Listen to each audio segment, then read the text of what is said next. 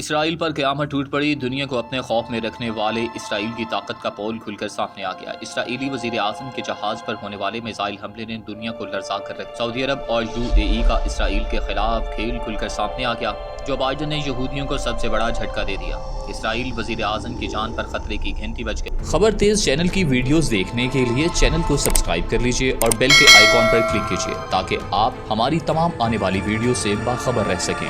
Video میں آپ کو بتائیں گے کہ کیسے اسرائیلی وزیر اعظم کی جان کو خطرہ پڑ گیا اور کیسے سعودی عرب اور UAE کا خفیہ کھیل کھل کر دنیا کے سامنے آ گیا۔ ناظرین اکرام، امریکہ، UAE اور سعودی عرب نے اسرائیل کے گرد گھیرا تنگ کرنا شروع کر دیا۔ اسرائیلی وزیر اعظم کی جان کو خطرہ، جہاز پر میزائل حملہ، نیتنیاہو بڑی مشکل میں پھنس گیا۔ جو بائیڈن نے یہودیوں کو بڑا جھٹکا دے دیا۔ سعودی عرب اور UAE مل کر امریکہ کی مدد سے اسرائیل کے گرد گھیرا تنگ کر رہے ہیں، جس کی وجہ سے نیتنیاہو کو شدید خطرات لاحق ہو گئے۔ اسرائیلی وزیر اعظم نیتنیاہو نے اردن سے اس کی فضائی حدود استعمال کرنے سے متعلق اختلاف کی وجہ بتا کر اپنا متحدہ عرب امارات کا تاریخی دورہ منسوخ کر دیا۔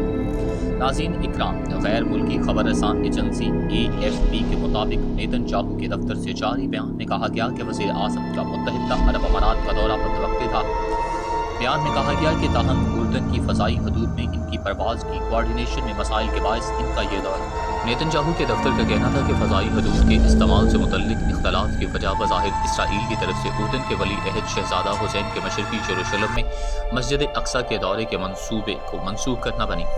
ناظرین اکرام، بیان میں کہا گیا کہ شہزادے کا دورہ مسجد اقصی میں ان کی سیکیورٹی اور حفاظتی انتظامات کے تنازع کے باعث منسوخ کیا گیا تھا۔ اس تنازع کے حوالے سے عمان کی جانب سے کوئی بیان سامنے نہیں آیا۔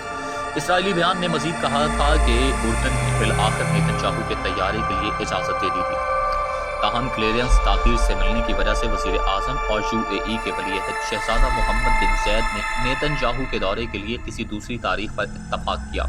واضح رہے کہ گزشتہ روز اسرائیلی میڈیا سے نیتنیاہو متحدہ عرب امارات کے پہلے سرکاری دورے کی خبر سامنے آئی تھی۔ ناظرین اکرام، اسرائیلی رپورٹس میں کہا گیا تھا کہ نیتنیاہو متحدہ عرب امارات کے رہنما شیخ محمد بن زید ال نہیان سے ابو ظہبی ایئرپورٹ پر ملاقات کریں گے۔ نیتنیاہو کا پہلے فروری میں UAE اور بحرین کا دورہ شیڈول تھا، لیکن کرونا وبا کی روک تھام کے لیے اسرائیل کی جانب سے سفری پابندیوں کے باعث ان کا دورہ مؤخر ہو گیا تھا۔ یاد رہے کہ متحدہ عرب امارات نے گزشتہ برس اگست اسرائیل سے تعلقات قائم کیے تھے اور دہائیوں سے جاری عرب ممالک کی پالیسیز کے برعکس اپنا فیصلہ سنایا تھا، جبکہ فلسطینیوں سمیت دیگر مسلم ممالک اور اداروں کی جانب سے شدید غصے کا اظہار کیا تھا۔ اسرائیل اور متحدہ عرب امارات نے اگست میں اعلان کیا تھا کہ وہ تعلقات کو معمول پر لائیں گے، جبکہ حکومتی سطح پر بینکنگ کاروباری معاہدوں کے ذریعے متحدہ عرب امارات کی جانب سے اسرائیل کے خلاف طویل مدت سے جاری بائیکاٹ کو ختم کریں گے۔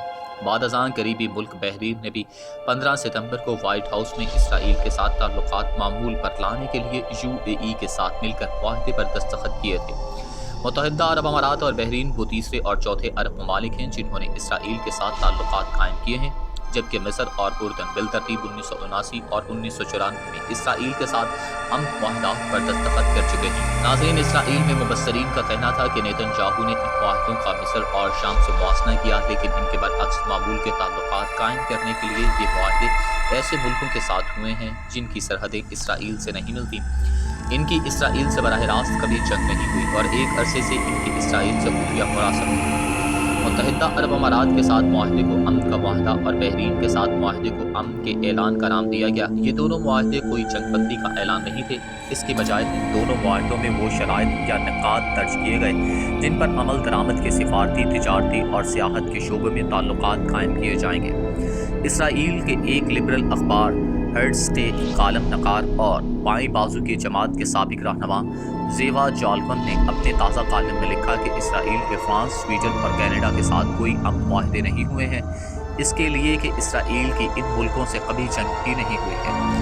دوستو، پاکستان سے تعلقات خراب کرنا ایک طرف، لیکن سعودی عرب کی اسرائیل کی شہر پر کیے جانے والے اقدامات بھی کسی گھناؤنے خطرے سے کم نہیں ہیں۔ شاہ سلمان نے اسرائیل کو جس طرح اس کی اوقات یاد دلائی ہے یہ قابل ذکر ہے۔ غزہ کی پٹی میں حماس کے زیر استعمال تنصیبات پر اسرائیلی فوج کے لڑاکا طیاروں کی بمباری ہو یا کسی بھی سمٹ میں اسرائیلی سفیر کے ساتھ آمنا سامنا ہو، شاہ سلمان نے ہمیشہ ہی اسرائیل کے ساتھ تعلقات معمول پر لانے سے انکار کیا ہے۔ شاہ سلمان کبھی بھی اس حق میں نہیں تھے کہ سعودی عرب اسرائیل کو تسلیم کرے یا ایسی ظالم اور قابض ریاست کے ساتھ کوئی بھی تعلق رکھے۔ बल्कि शाह सलमान ने उल्टा इसराइल को इसकी जारहियत बंद करने का कहा। इसराइली मीडिया भी इस हवाले से बहुत सी खबरें शाया कर चुका है कि शाह सलमान वली अहद के लिए एक ऐसी रुकावट है जिनके होते हुए वो कभी भी इसराइल को तस्लीम नहीं कर सकते। शाह सलमान ने यहाँ तक भी कहा कि इसराइल को तस्लीम करने या इनका नाम लेने वाला भी जेल जाएगा। शाह सलमान के इस बयान से इसराइल में भी एक गहमा गहमी रही। शाह सलमान ने इसराइल को एक दहशतगर्द रियासत कहते हुए कहा कि सऊदी अरब किसी भी सूरत इसराइल को तस्लीम नहीं करेगा और मेरी ज़िंदगी में ऐसा करने वाले को भी जेल जाना पड़ेगा। दोस्तों, सऊदी अरब और अमेरिका के ताल्लुकात 2018 में सहाफ़ी जमाल खशोगी के कत्ल और सऊदी अरब की यमन में जारी जंग की वजह से कशीदा हैं। रिपोर्ट में कहा गया है कि मुसलमानों के लिए मुक़द्दस सरज़मीं पर अमेरिकी अफ़वाज की आर्ज़ी तैनाती से भी शिद्दत पसंद मुश्तइल हो सकते हैं। सेंट्रल कमान के तर्जमान अमरीकी बहरिया के कैप्टन बिल अर्बन का कहना है कि नए फौजी अड्डों के लिए जगह की तलाश गुज़श्ता 1 साल से जारी है और इसका आगाज़ 2019 में सऊदी अरब की तेल की सनत पर होने वाले ड्रोन मिसाइल हमलों के बाद किया गया था। इन हमलों से सऊदी अरब की तेल की पैदावार आर्जी तौर पर रुक गई थी और आलमी सतह पर तेल की कीमतों में इजाफा हुआ था। सऊदी अरब और अमरीका ने इन हमलों का इल्ज़ाम ईरान पर आयद किया था। ईरान ने इन हमलों में मुलव्वस होने से इनकार किया था, जबकि हूसी बागियों ने इन हमलों की जिम्मेदारी कबूल की थी।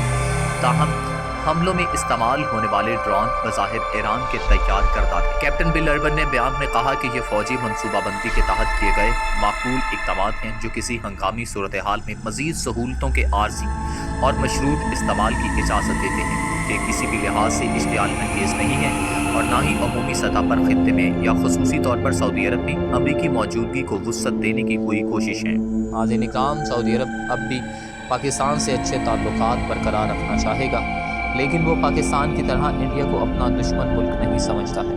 वो अब इंडिया से अपनी दोस्ती को पाकिस्तान की पॉलिसी का यरगमाल नहीं रखना चाहेगा। दोनों ममालिक अपने ताल्लुकात को मल्टी वेक्टर खारिजा पॉलिसी की बुनियाद पर असर नौ तामीर करना दोनों के लिए सूदमंद हो सकता है। मल्टी वेक्टर ताल्लुकात में दोनों ममालिक मुश्तरका मामलात में एक दूसरे से ताउन कर सकते हैं और जिन अमूर पर इख्तलाफात हैं इनमें बाहमी एहतराम का मुज़ाहरा भी कर सकते हैं। नाज़रीन इकराम, OIC की वेबसाइट भी यही बताती है कि शाह महमूद कुरैशी के बयान से एक रोज़ पहले इस तंजीम ने इंडिया के ज़ेर इंतज़ाम कश्मीर में कश्मीरियों की आबादी के तनासुब को बदलने की किसी भी कोशिश से बाज रहने की ताकीद की है।